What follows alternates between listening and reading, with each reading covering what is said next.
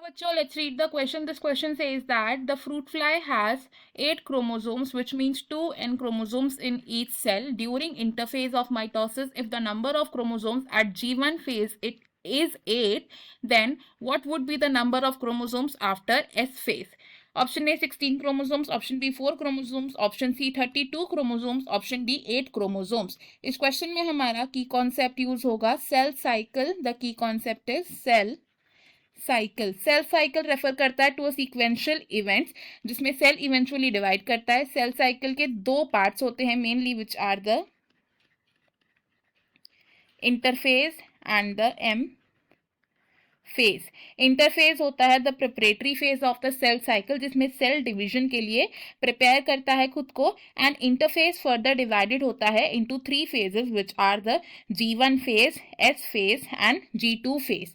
Now G1 phase में क्या होता है, सेल का साइज ग्रो होता है.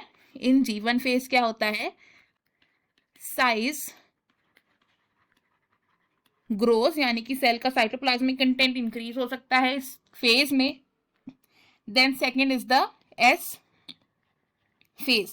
एस फेज को हम बोलते हैं सिंथेसिस फेज. एंड इस फेज में क्या होता है, रेप्लिकेशन ऑफ डीएनए, यानी कि जो डीएनए का अमाउंट है वो डबल हो जाता है during S phase. The amount of DNA gets double. अब इस फेज में सिर्फ डीएनए का अमाउंट डबल हो रहा है, यानी कि अगर इनिशियली डीएनए का अमाउंट 2C था, आफ्टर एस फेज 4C हो जाएगा, लेकिन जो नंबर ऑफ क्रोमोसोम्स है वो सेम ही रहेंगे.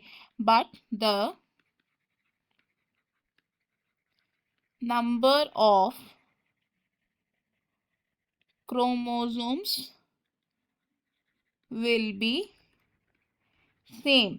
फॉर एग्जाम्पल, अगर एक फ्रूट फ्लाई में 2n number of chromosomes present थे इन द G1 फेज, तो S फेज के दौरान रेप्लिकेशन हो जाएगी डीएनए की और जो नंबर ऑफ क्रोमोसोम्स हैं वो अभी भी 2n ही रहेंगे. नंबर ऑफ क्रोमोसोम्स डबल नहीं होंगे.